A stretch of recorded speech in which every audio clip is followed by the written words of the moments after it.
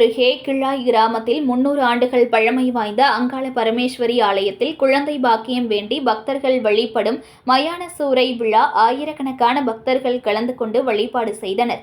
மயிலாடுதுறை மாவட்டம் கிள்ளாய் கிராமத்தில் 300 ஆண்டுகள் பழமை வாய்ந்த ஸ்ரீ அங்காள பரமேஸ்வரி அம்மன் கோவிலில் ஆண்டுதோறும் மாசி மாத அமாவாசை தினத்தன்று மயான சூறை விழா வெகு விமர்சையாக கொண்டாடப்படுகிறது.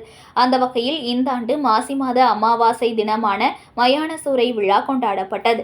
இந்த விழாவை முன்னிட்டு அம்மனுக்கு சிறப்பு அபிஷேக ஆராதனைகள், சந்தனக்காப்பு அலங்காரமும் நடைபெற்றன. இதனை முன்னிட்டு ஆலயத்தில் ஏராளமான பெண்கள் மாவிளக்கு தீபமிட்டு வழிபாடு நடத்தினர். விழாவை முன்னிட்டு காலை அக்னி கொப்பரை வீதி உலாவும், மதியம் பேச்சாயி அம்மன் வீதி உலாவும் நடைபெற்றது. இதனைத் தொடர்ந்து மாலை 6 மணி அளவில் பேச்சாயி அம்மன் மயான சூறை நிகழ்ச்சி வெகு விமர்சையாக நடைபெற்றது. பேச்சாயி அம்மன் வேடமணிந்த பக்தருக்கு கோவிலில் சிறப்பு பூஜைகள் செய்து மேளதாள வாத்தியங்கள் முழங்க கோவிலிலிருந்து வயல்வெளி வழியாக 2 கிலோமீட்டர் தொலைவில் உள்ள மயான கொள்ளைக்கு பேச்சாயி அம்மனை அழைத்து சென்றனர். வழிநெடுகிலும் குழந்தை வரம் இல்லாத தம்பதிகள் மற்றும் திருமண வர வேண்டியும் பக்தர்கள் பேச்சாயி அம்மனுக்கு பால், பூ, மாலை அணிவித்து பிரசாதம் பெற்றனர். மயான கொள்ளைக்கு சென்று மயானத்தை சுற்றி வந்து தீபாராதனை காண்பிக்கப்பட்டு மயான சூறையாடல் நிகழ்வு நடைபெற்றது.